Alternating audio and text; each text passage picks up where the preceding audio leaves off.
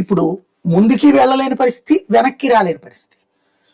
Iran ఇప్పుడు ఆఫ్ఘనిస్తాన్ లో మొదట యుద్ధం చేసింది, తాలిబాన్లను తరిమేసింది, అక్కడ ప్రజల చేత ఓ ప్రభుత్వాన్ని ఎన్నికైలా చేసింది, వాళ్ళని 20 సంవత్సరాల పాటు వాళ్ళకి కావాల్సిన సహకారాలు అందిస్తా నడిచింది.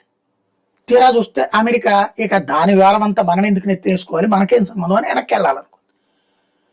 ఒక 2 నెలలు టైం పడుతుంది అనుకున్నది కాస్త వెళ్తానని చెప్పగానే తాలిబాన్లు పరిగెత్తుకుంటూ రావడం బిగించేసి పారిపోవాల్సిన పరిస్థితి అమెరికాదే.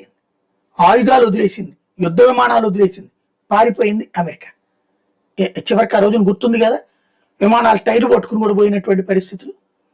అలాంటి సిచ్యువేషన్లో పారిపోయింది అమెరికా.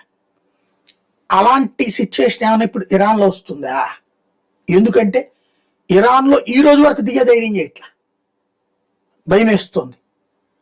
ఇరాన్ లొంగిపోతుంది అనుకున్నాడు, లొంగటం లేదు, పైగా ఎదురు అటాక్.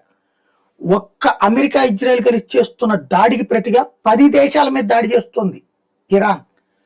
8 గల్ఫ్ దేశాలు, అలాగే అమెరికన్ బేసులు, అలాగే ఏది ఫ్రాన్సు బ్రిటన్ వాళ్ళ బేసులు, ఇంకోవైపున ఇజ్రాయెల్ మీద ఇన్ని దాడులు ఏకకాలంలో చేస్తుంది. అమెరికాకే ఒక షాకింగ్ పరిణామం. ముందుకు వెళ్ళలేదు, వెనక్కి పోను లేదు. ఏం చేయాలో అర్థం కాక తలబట్టుకుంటారు.